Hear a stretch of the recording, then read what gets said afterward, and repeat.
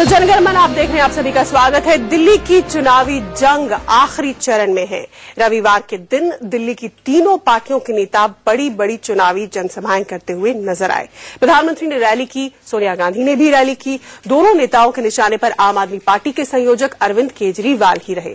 मोदी ने बदनसीब और नसीब वाले का हवाला देकर पेट्रोल की कीमतें कम होने की बात की। सोनिया ने धरने वाली पार्टी कहकर तंज कसा आम आदमी पार्टी पर। आज जनगणमन में हम इसी मुद्दे पर बहस करेंगे कि दिल्ली में बड़ा मुद्दा क्या है, विकास या केजरीवाल। लोग कह रहे जी भाषण से पेट नहीं भरता, तो फिर बदनसीब को लाने की जरूरत क्या है मेरे भाइयों? एक में तो प्रचारक है और दूसरे में सिर्फ धर्मवाद है। दिल्ली में रैलियों के हिसाब से संडे सुपर संडे रहा, लेकिन निशाने पर हर रैली में केजरीवाल ही रहे।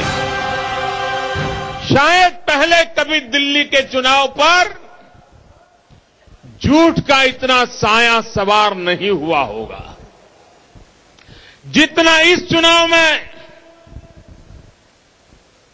झूठ का सहारा लिया जा रहा है। प्रधानमंत्री नरेंद्र मोदी ने इशारों ही इशारों में केजरीवाल एंड कंपनी पर झूठा होने का आरोप लगाया। पूर्ण बहुमत वाली सरकार दीजिए। वहीं कांग्रेस अध्यक्ष सोनिया गांधी ने आम आदमी पार्टी को धरना देने वाली पार्टी बताया। और झूठे वादे नहीं। एक में तो प्रचारक है जो सिर्फ प्रचार ही करते रहते हैं और दूसरे में सिर्फ धरनेबाज है जो धरने ही देते रहते हैं। दिल्ली को विकास चाहिए। प्रधानमंत्री ने पेट्रोल डीजल की कीमतें कम होने का मुद्दा भी उठाया। विरोधियों के हमले का जवाब देते हुए पूछा, जब नसीब वाले के कारण दाम कम हो रहे हैं तो बदनसीब को लाने की क्या जरूरत है? एक सरकार देना चाहिए। अगर नसीब के कारण पेट्रोल के दाम कम होते हैं, अगर नसीब के कारण डीजल के दाम कम होते हैं, अगर नसीब के कारण सामान्य मानवी के जेब के पैसे बच जाते हैं, तो फिर बदनसीब को लाने की जरूरत क्या है मेरे भाइयों? पेट्रोल सस्ता कर दिया, पेट्रोल सस्ता कर दिया। कोई सस्ता नहीं हुआ पेट्रोल, ये समझ के जाना आ जाता। पहले $115 का था कच्चा तेल जून के महीने में, आज $45 पे आ हुआ कच्चा तेल। आधे से भी कम हो गया कच्चा तेल। अगर कच्चे तेल के दाम आधे से भी कम हो गए तो पेट्रोल के दाम भी आधे से भी कम होने चाहिए थे। प्रधानमंत्री के बदनसीब वाले बयान पर सबसे ज्यादा खलबली आम आदमी पार्टी में मची। केजरीवाल और आपकी प्रवक्ता ने मोदी पर तुरंत पलटवार किया। नीयत खराब है बीजेपी। अपने आधे से ज्यादा भाषण में मैं नोट कर रहा था, 70% अपने भाषण में केवल मेरे को गालियां देते हैं। केजरीवाल ऐसा है, केजरीवाल ऐसा है, केजरीवाल यूं करता है, केजरीवाल यूं। भले केजरीवाल धरने करता है। हम ये जानना चाहते हैं प्रधानमंत्री जी से कि सिर्फ आरोप प्रत्यारोप की राजनीति छोड़ दें और आप बताइए दिल्ली के लिए आपका एजेंडा क्या है। आम आदमी पार्टी कह रही है बात दिल्ली के मुद्दों पर होनी चाहिए, विकास के एजेंडे पर होनी चाहिए, लेकिन बीजेपी और कांग्रेस सिर्फ आरोप प्रत्यारोप की राजनीति कर रहे हैं। यतेंद्र शर्मा के साथ अरविंद चतुर्वेदी, दिल्ली, इंडिया न्यूज।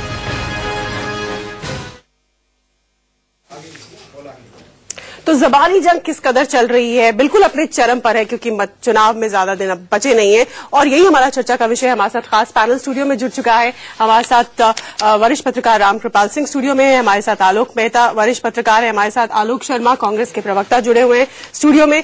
साथ ही हमारे साथ बाहर से भी खास मेहमान जुड़ चुके हैं। हमारे साथ जीवीएल नरसिम्हा राव प्रवक्ता बीजेपी के दिल्ली से जुड़े हैं और आलोक शर्मा प्रवक्ता कांग्रेस के हमारे साथ जुड़ गए हैं। आप सभी का हमारे साथ जुड़ने के लिए धन्यवाद। और साथ ही हमेशा की तरह आम जनता, जिसमें सभी तरह के लोग हैं, युवा भी हैं और तमाम लोग हैं, वो भी जुड़े हुए, जिनके भी अपने सवाल होंगे और उनके जवाब वो चाहेंगे हमारे पैनल से भी और हमारे मेहमानों से भी। सबसे पहले हम जो देख रहे हैं, आज हमने देखी रैलियों की भरमार और उसमें वाकई ऐसा लगता है प्रधानमंत्री नरेंद्र मोदी की रैली देखे या फिर सोनिया गांधी की, ऐसा लगता है कि केजरीवाल ही एक मुद्दा बनकर रह गए और यही बात वो कह भी रहे हैं कि मुझे ही 70% सब गाली पड़ती है। रामकृपाल जी, आपका रिएक्शन और आप सभी का इस पर। देखिए, सीधी बात है कि बीजेपी और अभी तक जो दिख रहा है वो फाइट तो आप और बीजेपी के बीच में है। अब बल्कि मैं यूं कहूं कि अब तो सीधे सीधे केजरीवाल और मोदी के बीच है। किरण बेदी एक फैक्टर जरूर है, लेकिन जो लोकसभा से शुरुआत हुई थी कि मोदी के नाम पे वोट पड़ रहा था, आज तो मोदी जी ने खुद ही कह दिया नारा भी है चलो चले मोदी के साथ, और आज जिस तरह का भाषण उन्होंने दिया उसमें सीधे कह रहे हैं कि मैं हूं। तो ये लड़ाई केजरीवाल और मोदी के बीच में हो गई है।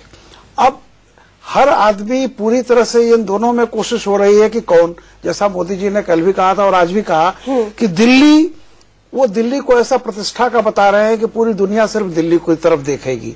यानी महाराष्ट्र, झारखंड, हरियाणा और जम्मू उतने महत्वपूर्ण अंतर्राष्ट्रीय स्तर पर नहीं है जितने अंतर्राष्ट्रीय स्तर पर दिल्ली है। कल उन्होंने कहा कि दिल्ली देश का चेहरा है, अभी दिल्ली में जो कुछ होगा तो उसी लेवल पर अब ये चुनाव उस लेवल पर चला गया है। लेकिन हम लोग पिछले चुनावों में कोई नहीं मानता था कि आप पार्टी कहीं से आएगी, लेकिन सब कुछ रिजल्ट उल्टा हुआ। तो 10 तारीख को क्या होगा ये कोई नहीं वो कह सकता है। लेकिन अभी तक सारा जो पूरी लगन है कि वो बीजेपी और आप, मैं हालांकि ये कह रहा हूं कि हो सकता है 10 तारीख को कांग्रेस थोड़ी भी अगर मजबूत हुई तो सबसे ज्यादा सेंटर में कांग्रेस की तरफ रहेगा, क्योंकि किसी को फिर बहुमत नहीं मिलेगा और दोनों पार्टियां फिर आगे असेंबली की तरफ भी जा सकती है। इसलिए ये बड़ा इंटरेस्टिंग लड़ाई हो गई है और कोई भी भविष्यवक्ता, कोई भी मीडिया सर्वे, ईमानदारी की बात यह है कि कन्विंसिंग ढंग से नहीं कह सकता कि रिजल्ट क्या होंगे। बिल्कुल आलोक जी, अरविंद केजरीवाल ने कुछ रोज पहले भी कहा था और आज भी एक इंटरव्यू में उन्होंने कहा है कि 15 तारीख को हम दिल्ली में सरकार बनाने जा रहे हैं, हम ही वहां पे काबिज होने जा रहे हैं, ये आप लिख लीजिए। बड़े कॉन्फिडेंट है वो तो। देखिए कॉन्फिडेंट चुनाव में जब जाते हैं, आप युद्ध लड़ने जा रहे हैं या किसी पहाड़ पर चढ़ने जाते हैं, ऐसा तो नरेंद्र मोदी ने नहीं कहा, किरण बेदी ने नहीं कहा, किसी ने नहीं कहा, पर अरविंद केजरीवाल बहुत कॉन्फिडेंट। जनता को आमतौर पर, अब इसके पहले के चुनाव भी आप देखें सर जी, आप तो अनुभवी जिस तरह के हैं, चुनाव में तो बराबर ये दावे ही किए जाते हैं कि हम जीत के आ रहे हैं। आपको पिछले चुनाव में कांग्रेस नहीं कहती थी, चाहे उसको 44 सीटें आई, लेकिन वो कहते थे हमारा बहुमत आने वाला है। तो मुझे लगता है कि केजरीवाल बहुत ही ज्यादा पॉलिटिशियन हो चुके हैं, इसीलिए पहले हम उनको मानते थे कि भाई वो एक आरटीआई करके और बड़े एक एक्टिविस्ट हैं, और अब वो रियल पॉलिटिशियन हो चुके हैं सत्ता के लिए वो। लेकिन मैं अभी रामकुमार जी बात सहमत हूं। देखिए शाइनिंग इंडिया में जैसे बहुत ज्यादा धूम मचाई गई थी, केजरीवाल जी ने इस समय की इमेज ये बना दी है कि बस वही सत्ता में आ रहे हैं, और उसके बाद जिस तरह से एनडीए को उस बार नहीं मिला था, उस तरह से वो कहीं न कहीं उनको नुकसान भी हो सकता है। मैं नहीं कहूं, गारंटी आप नहीं दे सकते, क्योंकि ये तो 7 तारीख तक आदमी वोट देने जाता है तब भी बदलता है। लेकिन और कारण उनमें है थोड़ा, जैसे अमित शाह जी के इंटरव्यू आपके यहां भी पता नहीं, या दूसरे लोगों में जो इंटरव्यू मैंने देखे हैं, उनमें भी थोड़ा ज्यादा अहंकारी भाव दिख रहा है। ये खतरनाक है। और व्यक्ति केंद्रित हो जाना, दिल्ली को ऐसे सपने दिखाना, इतने कैमरे लगा देंगे, सीसीटीवी कैमरे लगा देंगे, आप बताइए ना, सीसीटीवी कैमरे लगाने में सारा खर्च कर देंगे, तो मतलब आप आइसक्रीम भी खा रही होंगी कहीं जाकर के कनाट प्लेस में, तो आपका सीसीटीवी वॉच कर रहा होगा, देखिए वहां पर आइसक्रीम खा रही। ये उतनी आवश्यकता नहीं है। सुरक्षा लोगों में कैसे उनको बनाए, तो उन्होंने सपने भी गलत दिखा रहे हैं। पानी, बिजली मुफ्त आधा कर देंगे, आप रामकृपाल जी हमारा बिजली भी आधा मुफ्त कर दीजिए, और जो बहुत रिक्शे वाला है उसका भी मुफ्त कर दीजिए, ये कैसे होगा? तो मुझे लगता है प्रैक्टिकल नहीं है।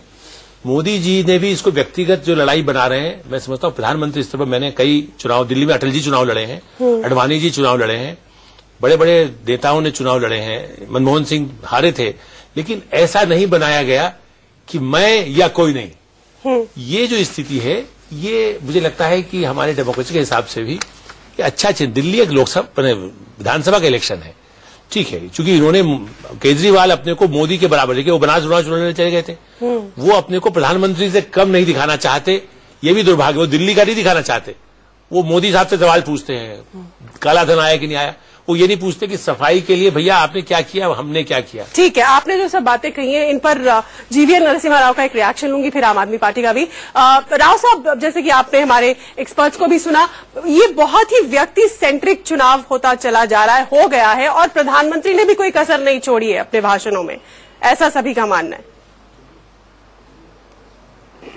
अब देखिए, ये मैं एक चुनावी विशेषज्ञ के रूप में मैं ये बात कह रहा हूं। अब देखिए, पिछले 10-15 साल में देश में पार्टी का प्रमुख पार्टी का विशेषता रहती है, पर लेकिन पार्टी का नेता कौन है, इस बात पर भी जनता ध्यान देती है। तो इसलिए नेता व्यक्ति के आधार पर कैंपेन होना, ये मैं समझता हूं पिछले 10 साल में इस देश में काफी ये जोर से ये ट्रेंड पकड़ा है। तो राजनीतिक पार्टियों को जनता की जो मिजाज है उसके आधार पर चलना पड़ता है। नहीं, लेकिन राव साहब इश्यूज के आधार पर। हाँ राव साहब, विकास की बात हमने लोकसभा चुनाव में हर रैली में प्रधानमंत्री, अब जो हमारे प्रधानमंत्री हैं नरेंद्र मोदी, हर रैली में विकास की बात करते थे, गुजरात मॉडल की बात करते थे, ये करेंगे वो करेंगे। इस चुनाव में हम देख रहे हैं कि 2 रैलियां वो तीसरी आज उनकी हुई है और लगातार उसमें वाकई केजरीवाल का जो कहना है कि 70% कंटेंट जो होता है वो मेरे खिलाफ होता है, मुझे टारगेट करते हैं, ऐसा दिखता भी है। कल की रैली में भी हमने ऐसा देखा, आज भी हमने ऐसा देखा। बिल्कुल गलत है, बिल्कुल गलत है। न कल या आज उनके नेता, उनका नाम तक हमने नहीं लिया है। और लेकिन जनता को, जब जनता अपने फैसला करने जा रही है तो जनता को ये मोटा बात कहना कि हम विकास की आधार पर हम राजनीति करते हैं और दूसरे पार्टियां उनकी जो फोकस है वो विकास पर कम और मुफ्त में देने के लिए जो बात कहते हैं, लोक लुभावन वाली जो बात कहते हैं, ये इम्प्लीमेंटेशन के लिए नहीं है, सिर्फ जनता को गुमराह करने के लिए है। तो मैं समझता हूं इसमें एक भी ऐसा टिप्पणी नहीं होगा, किसी को लेकर किसी पार्टी को आपत्ति हो सकती है। और प्रधानमंत्री का पूरा फोकस अब तक 8 महीने में जो रहा है, ये पूरा विकास, मोदी जी को पूरे देश की जनता ये विकास पुरुष के रूप में ही जानती है। तो उनके गवर्नेंस के सक्सेस के कारण ही जनता ने उनको प्रधानमंत्री का पद के लिए चुना है। तो इसलिए ये कहना कि प्रधानमंत्री विकास पर फोकस नहीं रखते हैं, ये बिल्कुल बेबुनियाद है। ये मैं समझता हूं ये आप सही ढंग से इसको आंक नहीं रहे हैं। ठीक है ऋषिकेश जी, ये बात बार बार उठती है कि आम आदमी पार्टी चांद दिखाने का वायदा कर रही है, पिछले चुनाव के में भी और इस बार भी चांद दिखाने का कि हम आधे दाम कर देंगे बिजली के। बहुत सारे ऐसे इम्प्रैक्टिकल दावे वायदे आपके विरोधी भी कहते हैं और जो चुनावों को क्लोजली स्टडी करते हैं एक्सपर्ट्स वो भी ये मानते हैं और जनता भी ये मानती है कि कैसे संभव है। तो ये आप क्यों इस तरह से चांद दिखाने का ख्वाब दिखा रहे हैं जनता को? शीतल जी, चांद और तारे नहीं दिखा रहे। और आपको याद दिला दूं कि पिछली बार जब हमने ये कहा था कि भाई बिजली के दाम आधे करेंगे, तो एक दिन के बाद वो बिजली के दाम आधे हुए थे, 50% जो है कमे थे। 400 यूनिट का जो वो स्लैब था उसमें आधा हुआ था। और दूसरा हमने कहा था भाई 700 लीटर हम पानी मुफ्त देंगे, वो भी पूरा किया। हमने कहा था भाई सिखों के लिए SIT का गठन किया जाएगा, वो भी हुआ। तो हमने कोई चांद तारे नहीं दिखाए, हम वो मुद्दे दिखाए, वो मुद्दे बताए जिन मुद्दों को हम पूरा करने का जो है वो हिम्मत रखते हैं और वो करके भी दिखाया। और इस बार भी वही सारी चीजें हम बता रहे हैं। बिजली के दाम कैसे आधे कर देंगे? आज ही अरविंद केजरीवाल कह रहे हैं कि 30% वृद्धि हुई है रेप की घटनाओं में दिल्ली में। आप पूरी तरह से सुरक्षा मुहैया करा देंगे, CCTV कैमरे हर तरफ लग जाएंगे, सब कुछ बिल्कुल सही कर देंगे आप तुरंत। ये इम्प्रैक्टिकल नहीं लगता आपको भी थोड़ा सा? शीतल जी, कोई इम्प्रैक्टिकल नहीं है। नियत होनी चाहिए और जज्बा होना चाहिए। सबसे पहले मैं आपको बता दूं, जहां तक कि सुरक्षा के बारे में सवाल है, औरतों को लेकर, महिलाओं को लेकर, उसके लिए पूरा रोड मैप जो है हमारे मैनिफेस्टो में है कि किस तरीके से हम प्रोवाइड करेंगे। उनके लिए कोई रोड मैप नहीं है, कुछ भी नहीं है, सिर्फ खोखली बातें हैं। और जहां तक बाकी नहीं, सोमनाथ भारती, आप एक मुद्दे को पकड़ के मत जाइए। और दूसरी बात ये है, हम आपको बताते हैं ना भाई, तो निहाल चंद को आप भी तो लेकर बैठे हुए। निहाल चंद जी क्यों नहीं है? वो आपके जो है मंत्रिमंडल में है निहाल चंद जी। और जो कल जो एक MP साहब थे, उन्होंने जो है गालियां निकाली हैं। और आपके साध्वी जी कहां गई, जो कि ये कहती है भाई कि राम जादों की और पता नहीं क्या क्या। तो कम से कम अपना जो बीजेपी तो कम से कम भाषा के मामले में और इन सब इंसिडेंट्स के मामले में तो अपना गिरबान झांक कर देखे कि कैसे हैं उनके लोग। तो जहां तक हमारा मुद्दा रहा है, बहुत पॉजिटिव कैंपेन कर रहे हैं, बजाबते कि किसी को कुछ कहने सुनाने के और बदनसीब कहने के लिए। बदनसीब किसको कह रहे हैं प्रधानमंत्री जी? अरविंद केजरीवाल जी को? अरे भाई, अरविंद केजरीवाल जी का नसीब में क्या लिखा रहेगा? बदनसीब वो जनता को कह रहे हैं, बदनसीब उन लोगों को कह रहे हैं जो शायद एक पॉलिटिकल पार्टी को सपोर्ट करने की बात कर रही है। ठीक है, इस पर रिएक्शन आम आदमी पार्टी की अगर आप बदनसीबी है, नसीब में क्या लिखा रहेगा? बदनसीब वो जनता को कह रहे हैं, बदनसीब उन लोगों को कह रहे हैं जो शायद एक पॉलिटिकल पार्टी को सपोर्ट करने की बात कर रही है। ठीक है, इस पर रिएक्शन आम आदमी पार्टी की अगर आप बदनसीबी है। मोदी जी ने अरविंद केजरीवाल को नहीं कहा, ये जनता पर आक्षेप है, ऐसा कह रही है आम आदमी पार्टी। आज के भाषण की बात कर रहे हैं वो। नहीं, आज देखिए क्या आम आदमी पार्टी अपने आप को बहुत सर्टिफिकेट्स देती है। क्या किरण बेदी जी को उन्होंने क्या अवसरवादी का नाम देते हुए क्या उन्होंने पूरे दिल्ली के सारे ऑटो पर क्या नहीं चिपकाया? क्या ये कोई सकारात्मक राजनीति का कोई पहलू है? जवाब दीजिए। इसका जवाब दें। वो बहुत बड़े बात कहते हैं। नरसिम्हा राव जी किरण बेदी जी को अवसरवादी कहा, उसके लिए हमारे प्रवक्ता श्री कुमार विश्वास ने फैक्ट्स रखे कि किस तरीके से अवसरवादिता दिखाई गई है और क्या राजनीति में अवसरवादी कहना गलत है? क्या राजनीति में अवसरवादी लोग नहीं होते हैं? शीतल जी, अवसरवादी पार्टी अवसरवादिता की राजनीति के खिलाफ आम आदमी पार्टी बचा रही है इसको मौका दे और जो सच है, जो सच है वो आम आदमी पार्टी जनता के बाद कम से कम ठीक है पहले भी रखी है और आगे भी रखते रहेंगे। दोनों के पास आओगे, राव साहब आपके पास भी, ऋषिकेश जी आपके पास भी, और कांग्रेस के पास आना भी जरूरी है। आज सोनिया गांधी को भी हमने सुना, लेकिन सोनिया गांधी भी अरविंद केजरीवाल की ही बात कर रही थी। नहीं, आपने शायद पूरे तरह से भाषण ध्यान से सुना नहीं, पूरा सुना है। मैं फिर कहूंगा, उन्होंने ना केजरीवाल का नाम लिया है और उन्होंने तमाम धरना देने वाले, हाँ धन्यवाद देने वाले, ठीक है, वो तो केजरीवाल जी हैं, लेकिन एक वाक्य अगर है तो पूरा भाषण उस पर नहीं रहा है। आप उस भाषण को दोबारा से ध्यान से सुनिएगा। उन्होंने जो कहा है अगर कहेंगे तो मैं शब्द ब शब्द पढ़ के सुना सकता हूं। लेकिन आज विषय ये आता है, मोदी जी जो आज देश के प्रधानमंत्री हैं, आज वो उस तमाम मुद्दों को छोड़कर किस तरह की बयानबाजी पर आ गए हैं, किस तरह की शब्दावली पर वो आ गए हैं। कल वो कह रहे थे चमड़ी उधेड़ देते, आज उन्होंने शब्द इस्तेमाल किया गपोड़बाजी, पता नहीं किस तरह की शब्दावली का वहां पर उपयोग होने लगा है। मैं जानना चाहता हूं मोदी साहब से कि आपने 8 महीने में जो किया उसका वर्णन क्यों नहीं किया आपने? आप कहते हैं दिल्ली को एक जिम्मेदार सरकार चाहिए। मैं पूछना चाहता हूं बीजेपी के प्रवक्ता महोदय से कि 8 महीने से दिल्ली के अंदर जिम्मेदार सरकार नहीं चला रहे हैं आप लोग? आपके प्रधानमंत्री अभी भी जिम्मेदार सरकार ढूंढ रहे हैं। दिल्ली की जनता ने आपको 7 लोकसभा की सीटें जीत कर दी। आपने दिल्ली को क्या दिया? मोदी जी की 3 रैलियां और उन 3 रैलियों से होने वाला जाम। इसके अलावा कोई तीसरी चीज दी हो तो आप बता दीजिए मुझे। उन्होंने कहा 2 झूठ बोले। वो कहते हैं कि झूठ का साया बहुत है इस चुनाव के ऊपर, लेकिन स्वयं उस मंच से झूठ बोलते हैं। उन्होंने 2 झूठ बोले। उन्होंने कहा मेरे आते ही क्या भाइयों बहनों पानी की समस्या हल नहीं हो गई। मैं बीजेपी के प्रवक्ता से पूछना चाहता हूं, 1 जीएमडीबी पानी अगर पिछले 1 साल में दिल्ली का शेयर बढ़ाओ तो अभी कोई भी डॉक्यूमेंट आपका पीसीआर या बीजेपी दोनों मिलकर दिखाएं। दूसरा झूठ उन्होंने क्या बोला? आते ही मैंने अनऑथोराइज कॉलोनीज को ऑथोराइज कर दिया। मैं पूछना चाहता हूं ऑथोराइज हो गई क्या वो कॉलोनी?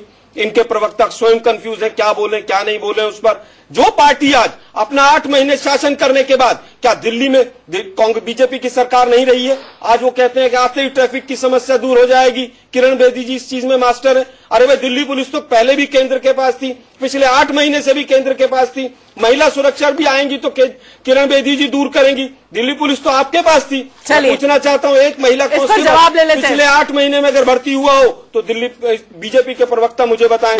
आप बताइए। राव साहब, बहुत सारे सवाल आपकी तरफ उछाले गए, जवाब दीजिए। अब देखिए, 8 महीने से केंद्र में हमारी सत्ता चल रही है, हमारी सरकार चल रही है, पर लेकिन जनता और मीडिया आज भी कांग्रेस पार्टी का भ्रष्टाचार के बारे में हर दिन चर्चा कर रही है। तो आपका क्या गहरा असर रहा देश की गवर्नेंस पर, ये पूरे दुनिया जानती है। मीडिया क्या कर रहा है, क्या नहीं कर रहा है, उस पर जाएंगे तो कहीं विवादों में फंस जाएंगे हम लोग। आप मुझे बताइए 8 महीने में आपने क्या किया? सुन लीजिए, आप सुन लीजिए। आप मुद्दे से मत भटकाइए। दिल्ली के किसी मुद्दे पर बात नहीं करना चाहिए। ठीक है, सुन लीजिए, जवाब सुन लीजिए। आपकी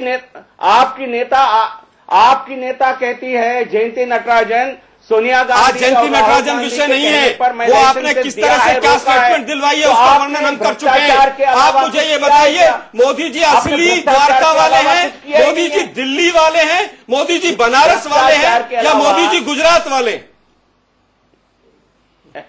भ्रष्टाचार के अलावा आपने भ्रष्टाचार पर पहुंच गए। आज की रैली पर बात कर रहे हैं, वहीं पर किया आप।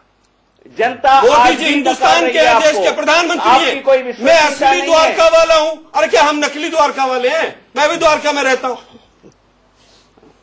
आप देश के प्रधानमंत्री हैं, आप इस तरह की शब्दावली का इस्तेमाल करके देश की जनता को गुमराह करेंगे क्या? पूछ चुके हैं, उनको जवाब दें। आपसे कोई हमें सीख नहीं लेना है। आपके नेता जिस प्रकार की भाषा प्रयोग किया है, प्रधानमंत्री के खिलाफ आपके कांग्रेस के सभी नेता ने जिस प्रकार की भाषा प्रयोग किए हैं, हम वैसा भाषा प्रयोग हमारे प्रधानमंत्री ने कभी भी नहीं पाएंगे। बीजेपी या किसी भी पार्टी के लिए कोई अभद्र शब्द का इस्तेमाल नहीं किया, और न ही कभी उन्होंने कहा कि मैं अमृतसर का रहने वाला हूं या मैं पंजाब का रहने वाला हूं। आप क्या जनता कुछ कह रहे हैं? कुछ कह रहे हैं? आप नींद से उठे हैं लगता है।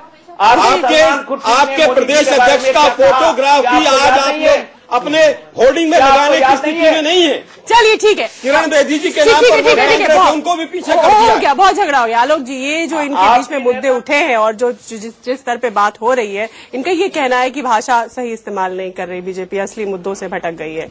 देखिए, बीजेपी नहीं, आप पार्टी भी ऐसा कर रही है, और मुझे ऐसा लगता है कि जिस तरह से भाषा का, और इसीलिए असली बात, ये बात सही है कि दिल्ली के मुद्दों पर चर्चा हो कि द्वारका में पानी मिल रहा है कि नहीं, मिलेगा कि नहीं, जो कि झोपड़ियां उनको भी भरमाया जाता है। मैंने कांग्रेस भी उसमें दोषी है, मेरा ख्याल है आलोक शर्मा जी भी मानेंगे कि जिन लोगों को पर्ची दे दी गई थी, झुग्गी हटाया गया, उनको 10-10 साल से जमीन नहीं मिली, मकान तो छोड़ ही दीजिए, अब जरूर कहा गया है कि अब आएंगे तो आपको मकान दे देंगे।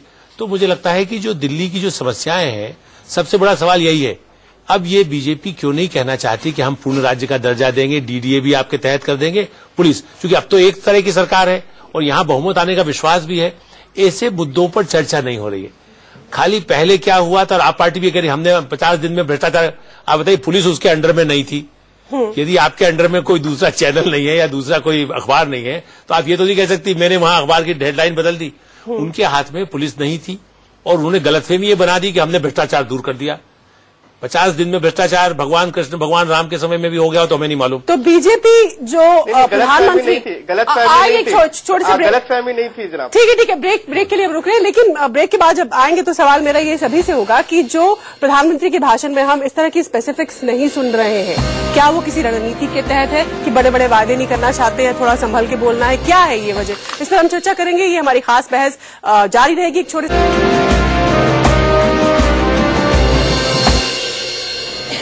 तो क्या दिल्ली के चुनाव में मुद्दा केवल केजरीवाल रह गए, विकास नहीं? क्या ये सब एजेंडे से गायब है? इसी पर हम लगातार बहस कर रहे हैं। हमारे साथ खास पैनल जुड़ा हुआ है। जैसे कि ब्रेक में जाने से पहले रामकृपाल जी मैं कह रही थी, वही सवाल अब मेरा आपसे होगा कि स्पेसिफिक चीजें, दिल्ली सेंट्रिक चीजें प्रधानमंत्री के भाषण से हमें गायब दिखती हैं, इसके पीछे वजह क्या हो सकती है? देखिए, वो चांद सितारे नहीं दिखाना चाहते या वाकई कोई रोड मैप नहीं है? सच्चाई ये होती है कि 90% जनता जो वोटर होता है वो पहले से मन बना चुका होता है। वो कोई एक दिन के किसी टेलीविजन की पर स्पीच सुन करके या किसी का भाषण सुन करके दिमाग नहीं बदला करता। 10% ऐसे होते हैं। आप इसी फ्लोर पे लोगों से पूछ लीजिए कि क्या आपने कोई स्टोरी देख करके, कोई फिल्म देख करके विचार बदल लिया? ऐसा नहीं होता है।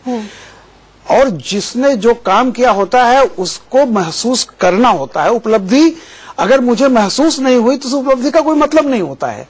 वो उसके लिए बताने की जरूरत नहीं। आकाशवाणी मुझे बताएगी कि आपको फायदा पहुंचा है, मुझे फायदा पहुंचेगा, मुझे मालूम होगा। तो 90% वोटर पहले से डिसाइडेड होता है। 10% जो वोटर होता है उसी के लिए ये चुनावी मारामारी होती है कि इसमें से कितना हमारी तरफ चला है, कितना उधर। जो फेंस सीटर होते हैं, सारी लड़ाई उसकी है। उसमें अगर आप बहुत ज्यादा डेटा और वो लेकर के जाओगे तो उसका कोई मतलब नहीं होता। ऐसे है जैसे ऋतिक घटक की फिल्में या सत्यजीत रे की फिल्में अगर वो बनाए तो कोई नहीं देखने जाएगा। 3 घंटे की वो फिल्म देखने जाते हैं जिसमें एक लावारिस 3 घंटे में अरबपति होकर लौट निकल जाता है और खूब ताली बजती है। सुभाष घई की फिल्म जो सपने दिखाए, जो यथार्थ दिखाएगा वहां कोई नहीं जाएगा। जो सपने दिखाएगा, लेकिन विरोधी ये सवाल उठा रहे। देखिए, लेकिन हकीकत है कि आपको जीतना है या विरोधियों की बात सुननी है। जो जितना बढ़िया फिल्म, हिंदी फिल्म चला ले, अगर फिल्म दुखांत होगी कोई नहीं देखने जाएगा, सुखांत होगी, अमिताभ बच्चन लावारिस पैदा होता है, 3 घंटे में सबको मार मूर करके करोड़पति हो जाता है, समाज बदल जाता है, पूरा बॉक्स ऑफिस पर सालों साल चलती है। शोले देखिए, सालों साल चलेगी। सवाल इस बात का है कि बिकता क्या है? सपने बिकते हैं, रियलिटी नहीं बिकती। इन 10 दिनों में जो कितना बढ़िया स्कोर कर जाएगा। आज क्या हो रहा है कि आज मोदी की रैली पे जितनी चर्चा हो रही है, बहुत सारी रैलियां हुई होगी सारे टेलीविजन में, और कल सुबह अखबार में देखिएगा सब जगह यही होगा, नसीब बदनसीब। बिल्कुल। तो आप सीधा उसका मकसद क्या था? स्कोर करो, चाहे गाली खाओ या तारीफ, कोई कहता था कि लोग मुझे याद तो करें, गाली दें या प्रशंसा करें। तो बेसिक ये जो चुनाव का दौर होता है इसीलिए होता है, इसलिए सड़क पर कोई गंभीर बहस नहीं हो सकती। गंभीर बहस होती है आपने जो लिख करके घोषणा पत्र जारी किया है उसको गंभीर मुद्दा मानते हैं, जो कि बीजेपी ने नहीं बात आई गई। अभी देखिए कल मोदी ने खुद कहा है चुनाव में चुनाव का दौर होता है इसीलिए होता है, इसलिए सड़क पर कोई गंभीर बहस नहीं हो सकती। गंभीर बहस होती है आपने जो लिख करके घोषणा पत्र जारी किया है उसको गंभीर मुद्दा मानते हैं, जो कि बीजेपी ने नहीं बात आई गई। अभी देखिए कल मोदी ने खुद कहा है चुनाव में झूठ भी बोला जाता है, ये भी किया जाता है। आप सुन लीजिए वो बाइट मोदी जी की, कल ही कहा उन्होंने कि चुनाव में तो सब कुछ चलता है। कालाधन के बारे में भी यही कहा है कि भाई जो है वो बहुत सारे बातें किए जाते हैं, लेकिन अभी उसमें समय तो लगेगा। नियम कानून है। ये झूठ बोलने की प्रतियोगिता है कि कितना बढ़िया झूठ बोलो कि लोग सच मान लें। यह है कि झूठ बोलो प्रतियोगिता, और उसमें कौन कितना सच बनवा लेता है। जैसे जादूगर होता है, वो लगता है कि वाकई ये चीज किया उसने जी ऐसे हवा से कबूतर उड़ा दिया, तो वो ये नहीं कहता कि मेरे पास ये मैं झूठा कर रहा हूँ, वो कहता है सच कर रहा हूँ, हवा से कबूतर। झूठ बोलो प्रतियोगिता ये है और झूठ की होड़ लगी हुई है, पर फिर सवाल जनता का आ जाता है, क्योंकि जनता जो है वो आखिरकार वो सफर करती है। वो घोषणा पत्र नहीं कहता, मैं कहता हूँ इसको कल्पना पत्र। ये सारे कल्पना पत्र जारी करते हैं, ये नाम देना चाहिए कि ये मेरा कल्पना पत्र, जो कि बीजेपी ने इस बार नहीं जारी किया है। जनता के पास बहुत सारे सवाल हैं, आप कुछ कहना चाह रहे हैं? मेरा सवाल कांग्रेस से है। कांग्रेस अभी बीजेपी वालों से कहा कि अभी आपने 8 महीने में किया क्या?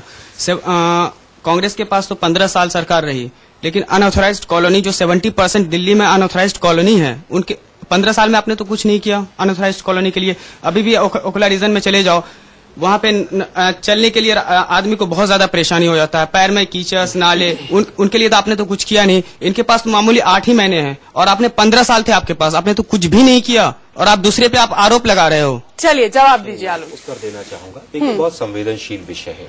अनऑथराइज्ड कॉलोनीज का केवल बीजेपी ने आज तक राजनीतिकरण किया, इसके अलावा कुछ नहीं किया है। मैं उसके बारे में बताना चाहूंगा। 2008 से सुप्रीम कोर्ट की जो गाइडलाइंस है अनऑथराइज्ड कॉलोनीज को ऑथराइज कैसे किया जाए उसके ऊपर काम चल रहा है। कांग्रेस पार्टी ही थी जिसने 895 कॉलोनीज को एप्लीकेशन मंगाकर और उनके अंदर डेवलपमेंट के काम शुरू किए थे। 3 चीजें होती हैं कि ऑथराइज कैसे होती है कोई कॉलोनी। सबसे पहली चीज तो होती है चेंज ऑफ लैंड यूज, दूसरा होता है कि क्या रजिस्ट्री शुरू हो गई उन मकानों में। दिल्ली के अंदर 90% अनऑथराइज कॉलोनीज के जो मकान है वो जनरल पावर ऑफ अटॉर्नी पे बिके हुए हैं और जनरल पावर ऑफ अटॉर्नी को मालिकाना हक मानने से सुप्रीम कोर्ट ने मना किया हुआ है। इसके बाद तीसरा जो होता है विषय वो डेवलपमेंट का होता है। हम ही थे जिसने 895 की 895 कॉलोनी के अंदर बिजली के कनेक्शन कराए थे, अगर नहीं कराए हो तो बता दें। उसके बाद लगभग 400 कॉलोनियों में नाली और खड़ंजों का काम हमने शुरू किया था। 110 कॉलोनियों में पानी के पाइपलाइन डल चुके हैं। अगर ये काम नहीं हुआ हो तो आप मुझे बता सकते हैं। जहां तक बात जनरल पावर ऑफ अटॉर्नी की है और चेंज ऑफ लैंड यूज है, उसको ना बीजेपी कर सकती है ना कांग्रेस कर सकती है। हम जो हो सकता था हमने शुरू किया 2013 में। एक मिनट सुन लीजिए, अब आपने प्रश्न किया ना, एक बार प्रश्न कर लिया ना। संगम विहार मैंने देखा है, आपसे ज्यादा देखा है मैंने। आपका भी उस कॉलोनी में संगम विहार आज भी अनऑथराइज कॉलोनी है, आपको इन्फॉर्मेशन नहीं है। मेरा उत्तर सुन लीजिए पूरा। 1200 करोड़ रुपया जिस समय हमारी सरकार गई थी वो हमने डेवलपमेंट वर्क्स के लिए रखा था और 475 करोड़ रुपया आज भी डीएसआईडीसी के अकाउंट्स में अनयूज पड़ा हुआ है। पिछले 8 महीने में अनऑथराइज कॉलोनी में जब से बीजेपी आई है, जब से पार्टी केजरीवाल इस पर जवाब राव साहब से भी और फिर आम आदमी पार्टी से भी। आपने अभी आलोक जी को सुना कि आपने कुछ नहीं किया, सब हमने किया है, हम ही ने पूरा खाका तैयार किया था। बीजेपी खामखा में वाहवाही लूटना चाहती है। कांग्रेस पार्टी ने धोखाबाजी किया है, इसके अलावा क्या किया है? आपने सबको कह दिया हमने अनऑथराइज्ड को ऑथराइज्ड कर दिया, जबकि उसकी कोई स्वीकृति आपकी केंद्र सरकार रही, केंद्र में 10 साल रही। क्या आपने केंद्र से कैबिनेट से कोई मंजूरी लिया है? बिना मैं फिर बता देता हूं जीवीएल साहब, केंद्र की कैबिनेट की मंजूरी की आवश्यकता नहीं थी। आपने मंजूरी कहां ली है? आपने प्रस्ताव रखा, वो पास हो गया। बिल्कुल जरूरी है। प्रस्ताव से क्या फायदा हुआ दिल्ली की जनता को बता दीजिए। जनता के साथ न्यूज के दर्शकों को बता दीजिए, बिना कैबिनेट ने प्रस्ताव पास किया था उससे क्या फायदा हुआ? अप्रूवल के, बिना कैबिनेट अप्रूवल के आपके जो भी वायदा थे, आपने शीला दीक्षित सरकार ने अगर कैबिनेट को ही अप्रूव करना था तो आप 8 महीने से नहीं कर दिया इनको। खोखलापन था, हमने अप्रूव किया है। कहां अप्रूव किया है? बनेंगे, क्या रजिस्ट्री शुरू हो गई? क्या चेंज ऑफ लैंड यूज शुरू हो गया उसमें? बिल्कुल होगा। बायलॉज शुरू हो गया। नहीं, आपने 15 साल कुछ नहीं किया है। फिर 15 साल तक चलेगा। हम तो कह रहे हैं आपने जो किया वो बता दीजिए। हमने तो जो किया हमने बता दिया। 8 महीने में सवाल मांग रहे हो, हमने फिर 8 महीने पे आ गए। अभी तो चलिए ये बहस होनी चाहिए। अगला सवाल कर दिया, कैसे कर दिया? अगला सवाल ठीक है। मेरा सवाल बीजेपी से है जी। क्या आप दिल्ली में आपकी लहर से डर गए हैं जो आपने बीजेपी के सारे कैबिनेट मिनिस्टर्स को चुनाव प्रचार पर उतार दिया है? राव साहब सवाल आपसे। देखिए, भारतीय जनता पार्टी हम बेस्ट परफॉर्मेंस के लिए अपनी पूरी ताकत झोंकते हैं। लोकसभा चुनावों में आपको याद होगा किसी ने भी भाजपा को 200 सीट से ऊपर देखा नहीं था। ज्यादा से ज्यादा लोगों ने कहा 220 आ सकते हैं। हमने पूरा ताकत झोंका, उसको 282 तक ले गए। हमारी आंकलन के मुताबिक हमें 2/3 बहुमत मिल रही है, बट लेकिन हम इससे भी सैटिस्फाइड नहीं है। हम बेस्ट परफॉर्मेंस देना चाहते हैं, हमारी बेस्ट पोटेंशियल को लेना चाहते हैं। और इसमें कैबिनेट मंत्री को क्यों इसमें उतारा गया, मैं आपके लिए उसके लिए एक जवाब देता हूं। दिल्ली एक सिटी है जहां हर राज्य से लोग आकर के दिल्ली में बसते हैं, तो इसलिए हर देश की नेता, हर राज्य की नेता का अपना कुछ न कुछ यहां भी प्रभाव चलता है। तो इसलिए कोई महाराष्ट्र का नेता हो, यहाँ महाराष्ट्रियन समुदाय में जाके प्रचार करेंगे, बात करेंगे, हमारी वोट बढ़ सकती है। हम क्यों नहीं इसका इस्तेमाल करें? ठीक है, एक राष्ट्रीय पार्टी है, हम पूरे ताकत को झोंकना चाहते हैं। ठीक है राव साहब, बात है इसमें। आपका सवाल? जी, मेरा सवाल आम आदमी पार्टी से है कि आपका रवैया कांग्रेस के लिए बहुत ही नरम है और कांग्रेस का भी आपके लिए है। अगर सोनिया गांधी अपनी रैली में कुछ बोल देती हैं कि धरना देने वाले लोग, तो यहाँ बैठे प्रवक्ता उनको कवर करते हैं कि उन्होंने आपके खिलाफ नहीं बोला। तो क्या फिर से अलायंस का कोई मामला चल रहा है आपका? बिल्कुल, बढ़िया सवाल। ऋषिकेश जी। जनाब, हाँ, पहले आपसे ले लें। शीतल जी कांग्रेस की चर्चा इसलिए नहीं, शीतल जी मेरे से भी आप जवाब ले लें। जब आप ही से जवाब ले रहे हैं, आप ही से पूछा है सवाल। हाँ, तो मैं आपको ये बताना चाह रहा था कि वो जो महाशय कह रहे थे कि हम सॉफ्ट क्यों हैं, हम सॉफ्ट नहीं है, हम उनको कंटेस्ट में ही नहीं देख रहे हैं। हम तो ये कह रहे हैं कि जनाब कांग्रेस पार्टी इस बार जो है अपना खाता भी नहीं खोल पाएगी, तो कुछ भी उनको कह के, अरे भाई वो धरना के लिए कहे या चाहे कुछ भी कहते रहे, उनको जो है हम कंटेस्ट में नहीं मान रहे हैं।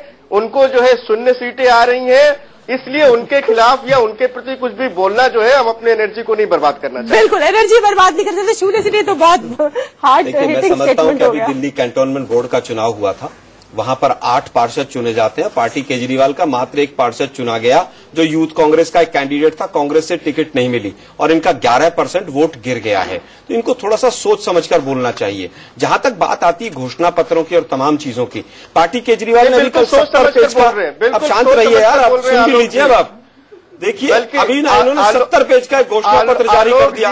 मैं कह रहा हूं कि उसके अंदर एक लाइन और डाल देते हैं। प्रवक्ता महोदय एक बात सुन लीजिए, मैं कह रहा हूं एक लाइन और डाल देते कि दिल्ली में 4 कुतुब मीनार और बनाएंगे और 4 लाल किले और बनाएंगे, तो बहुत अच्छा घोषणा पत्र हो जाता हूँ। अरे भाई, घोषणा पत्र आप बता रहे हैं, कम से कम रिसोर्सेज तो नहीं, आपका पैसा कहां से आएगा? क्या बांग्लादेश से पैसा लेकर आएंगे? आपकी कांग्रेस धरना करते हैं।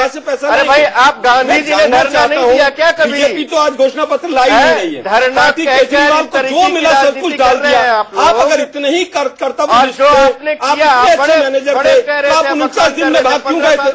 कांग्रेस पार्टी को आप कंटेस्ट में नहीं मानते। मैं पूछना चाहता हूँ, कांग्रेस पार्टी अगर आपको एक्सपोज नहीं करती तो देश का दुर्भाग्य होता।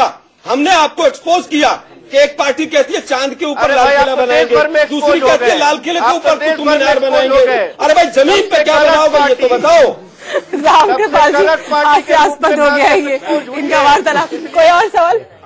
मैम, मेरा क्वेश्चन यहाँ बैठे तीनों पार्टियों से है, आम आदमी पार्टी, बीजेपी और कांग्रेस से। आप हमारे एक्सपर्ट से भी सवाल पूछ सकते हैं। अगर ये हमने तीनों रैलियों का सुना है कि तीनों जब पार्टी के नेता, वरिष्ठ नेता जो भी रैलियां करते हैं, एक दूसरे के ऊपर छींटाकसी करते हैं और विकास के मुद्दों पे या जनता के लिए आप क्या करने वाले हैं, इन मुद्दों पे कम बात करते हैं और 70-80% दूसरे की गलतियां गिनवाते हैं। ये गंदी और छींटाकसी वाली राजनीति कब तक चलेगी और कब इसे बंद करेंगे? पहले किससे पूछेंगे आप ये सवाल? पहले ये कांग्रेस से है और आम आदमी पार्टी। ठीक है, मैं उत्तर देना चाहूंगा। देखिए, आज आपने अगर सोनिया जी का भाषण सुना हो, उन्होंने केवल पूछा भाई काला धन आप लाने की बात की थी, आपके उस वादे का क्या हुआ? कोई छींटाकशी नहीं। हमने नहीं कहा था कि आप काला धन ले आएंगे इसलिए आप वोट दे रहे हैं। जनता ने माना था कि 15-15 लाख रुपए अकाउंट में आएंगे। दूसरा, माइक ले लीजिए, मान ली बात। दूसरी, नारे तो चल रहे ना। आप, उन्होंने कहा भाई महंगाई को कम करने के लिए आपने क्या स्टेप उठाया, बताइए इसमें कहां छींटाकशी है। उन्होंने कहा रोजगार बढ़ाने के लिए दिल्ली में आपने क्या कदम उठाया, इसमें कहां छींटाकशी है, आप बताइए। उन्होंने कहा मेट्रो हमने चलाई, सीएनजी हमने चलाए, फ्लाईओवर हमने बनाए। उन्होंने कहा प्रदूषण हमने कम किया सीएनजी बसेस लाकर। उन्होंने साथ में ये भी कहा कि धरने वाली पार्टी, ठीक है, धरना का अगर कोई दे रहा है मुख्यमंत्री होते हुए तो स्वाभाविक है, छींटाकशी नहीं है। धरना हमने नहीं दिया, धरना उसने दिया। ठीक है, उनसे जवाब दिया तो उसको याद दिलाया गया। आम आदमी पार्टी से भी इस सवाल का जवाब, क्योंकि ये सवाल आम आदमी पार्टी के लिए भी है, तो उनसे भी इस सवाल का जवाब लेंगे। ये बहस भी हमारी जारी रहेगी, हमारे एक्सपर्ट्स का व्यू भी हम जानेंगे। एक छोटे से ब्रेक के बाद आप देखते रहिए। नजर इस पर है, और जो समीकरण बन रहे हैं, जिस तरह के बयान आ रहे हैं, जिस तरह के भाषण हम सुन रहे हैं, उसी पर हमारी ये बड़ी बहस चल रही है। हमारा खास पैनल हमारे साथ जुड़ा हुआ है, जनता हमारे साथ जुड़ी है हमेशा की तरह, और इस वक्त हम ले रहे हैं जनता के सवाल। आप कुछ पूछना चाह रहे हैं? जी, मेरा सवाल आम आदमी पार्टी से है कि जैसे 2013 के इलेक्शन में आप पूर्ण बहुमत के साथ सत्ता में नहीं आ पाए थे, आपने कांग्रेस से जाके समर्थन लिया। क्या अगर 2015 में ऐसा कुछ होता है तो क्या आप बीजेपी की गोद में बैठेंगे या फिर कांग्रेस की गोद में? बताइए ऋषिकेश जी, आपके लिए सवाल। देखिए, गोद में बैठने का सवाल नहीं, गोद में बैठने का सवाल नहीं है। ये बिल्कुल हाइपोथेटिकल है। 2013 में लिया, 2015 में किसका साथ लेंगे, किसकी गोद में जाएंगे? कोई गोद में जाने की जरूरत नहीं पड़ेगी किसी के। और इस बार पूर्ण बहुमत की सरकार बनेगी आम आदमी पार्टी की, और 10 तारीख को जो है आप रिजल्ट देखिए। नहीं, लेकिन ऋषिकेश जी, आपका प्रिफर्ड एलाई कौन होगा? आप संभावना से इनकार नहीं कर सकते। अगर फिर से हांग असेंबली होती है, उतनी सीटें हाइपोथेटिकल, आप संभावना नहीं, शीतल जी, संभावनाओं की जरूरत ही नहीं है। संभावनाओं की बात ही मत कीजिए। ये तो हाइपोथेटिकल क्वेश्चन है भाई कि ये होगा तो क्या होगा। अभी जो हमें लग रहा है, आपका दावा भी हाइपोथेटिकल माना जा सकता है कि आप 15 तारीख को अरविंद केजरीवाल कह रहे हैं कि वो वहां पर सरकार बनाएंगे, ये भी हाइपोथेटिकल हो सकता है। हम तो जनता के बीच में जाके, नहीं, हमारा विश्वास तो जनता के बीच में जाने के बाद मिल रहा है। जिस तरीके से जनता हमें समर्थन दे रही है और जिस तरीके से बौखलाहट अपोजिट पार्टियों की दिख रही है, इसके ऊपर विश्वास कायम है हमारा कि इस बार हमारी सरकार पूर्ण बहुमत से बन रही है। और आप मैं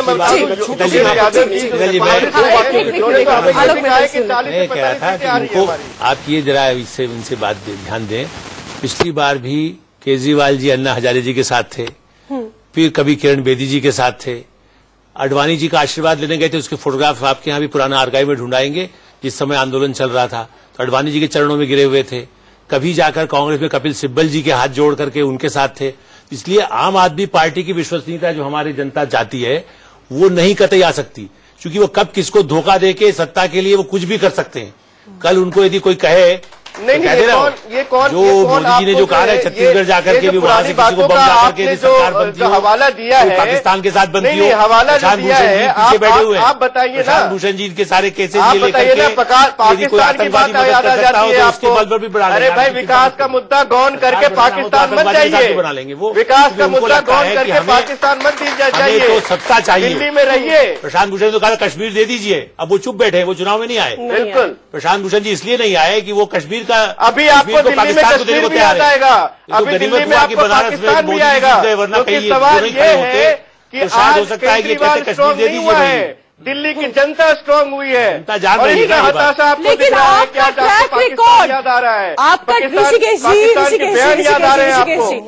जी, एक ट्रैक रिकॉर्ड नाम की चीज भी होती है जो अभी आलोक जी ने गिनाई पूरी बातें, और कल प्रधानमंत्री नरेंद्र मोदी ने भी इस ट्रैक रिकॉर्ड का जिक्र अपनी रैली में किया था। इसको कौन बात कर रहे हैं ट्रैक रिकॉर्ड की? किस ट्रैक रिकॉर्ड की बात कर रहे हैं? भाजपा ट्रैक रिकॉर्ड की बात कर रही है, कांग्रेस ट्रैक रिकॉर्ड की बात कर रही है? कांग्रेस जिसका ट्रैक रिकॉर्ड जनता पूछ रही है, वो ट्रैक रिकॉर्ड की बात कर रही है। ऋषिकेश जी, सवाल जनता शीतल जी शीतल जी, रैलियों में जाके देखिए जनता क्या कह रही है। जनता कह रही है कि केजरीवाल जी आपको पूर्ण बहुमत से जिताने वाले हैं हम लोग, अवस्था में नहीं, ये जनता कह रही है। और आपको क्या लगता है ये केजरीवाल से डर रहे हैं? ये केजरीवाल से डर रहे नहीं, ये दिल्ली की जनता का जो समर्थन मिल रहा है उससे ये डरे हुए हैं। जब लेना होगा केजरीवाल जी ले लेंगे यू टर्न, ये क्या बताएंगे आज? अभी इन्होंने तमाम मुद्दों पर यू टर्न लिया। हाँ, इतना जरूर है कई पब्लिशर्स को काम मिला, बीजेपी ने भी 20 सवाल निकाले, कांग्रेस ने भी पुस्तक निकाली। अरे भाई आप तो कम से इतना कम बुरा और इतना यू टर्न लेने वाला ड्रामेटिक इतिहास मात्र 1 साल का जो विश्व रिकॉर्ड इस पार्टी ने बनाया होगा। ड्रामेटिक एक्शन तो आपका भी था जब आपने हमने समर्थन इसीलिए दिया शीतल जी, अगर कांग्रेस समर्थन नहीं देती तो ये मफलर बांध के झूठ बोलने वाले केजरीवाल महोदय पूरे देश को कहीं ना कहीं गुमराह कर देते। नहीं, इस बार हमने एक्सपोज किया इनको। इस बार आप आइए और कुतुब मीनार के ऊपर लाल किला और लाल किले के ऊपर फिर ताजमहल बनाइए। ठीक है, राम कृपाल जी, वक्त हमारे पास ज्यादा बचा नहीं है, आपसे मैं आखिरी कमेंट लेना चाहूंगी इस पर। देखिए, अच्छा सवाल पूछिए, आप सवाल जल्दी से फटाफट, उसके बाद एक आखिरी कमेंट। मेरा क्वेश्चन अपनी ज्यूरी से है, अगर हंग असेंबली बनती है जैसा कि वो भी हुआ था या जैसे अब जम्मू कश्मीर भी हुआ है, तो क्या होगा सर आपके राय? अगर इजाजत है तो मैं ही इस पर बात हाँ, करूं। बिल्कुल। पहली बात तो ये बता दूं कि अमूमन ऐसा नहीं होता है कि 2 बार जनता को चुने और दोनों बार हंग आए, क्योंकि पहली बार जब 13 महीने के बाद जनता जा रही है तो इस बार ये जरूर सोचेगी कि मैं क्यों 13 महीने के बाद मुझे वोट देने आना पड़ रहा है। नहीं, एक मिनट बेटे। तो पहली बात तो है, मुझे लगता नहीं कि ऐसा आएगा, स्थायित्व के लिए ही वोट पड़ेंगे, कोई जीते कोई हारे, मैं से मतलब नहीं। लेकिन अगर मान लीजिए पॉसिबिलिटी हंग असेंबली की है, आप सुन लें, तो ज्यादा उम्मीद यह है कि पार्टियां समर्थन नहीं करेंगी, प्रतिनिधि समर्थन कर देंगे। और उसमें जो सबसे कमजोर होगा, वो कह रहे थे कि मैं गोद में नहीं जाऊंगा, वो गोद ले लेंगे। दोनों पार्टियां जो ताकतवर होंगी वो दूसरों को गोद लेने की कोशिश करेंगी। अब इसमें ये मैं नहीं कहता कि देखिए कौन है, तो ऑप्शंस बहुत सारे हैं, क्योंकि देखिए बार बार चुनाव, तीसरी बार चुनाव, चौथी बार चुनाव, ऐसा अमूमन होता नहीं है। लेकिन राजनीति में कुछ कहा नहीं जा सकता, हर घटना पहली बार होती है, इसलिए मैं ये नहीं कह सकता दावे के साथ कि ऐसा नहीं होगा। बिल्कुल, इसी के साथ हम इस बहस को ये खत्म करेंगे। आप सभी का हमारे साथ जुड़ने के लिए और इस बहस में शामिल होने के लिए धन्यवाद। उम्मीद यही है दिल्ली को कि स्थिर सरकार बने, स्टेबल सरकार बने, और जैसी उन्होंने घटना और हरकत पिछली बार देखी थी वो इस बार देखने को ना मिले, हम उम्मीद ही कर सकते हैं। फिलहाल इतना ही, लेकिन इंडिया न्यूज पर खबरों का सिलसिला जारी है। आगे आप देखेंगे जाने भी तो यारों।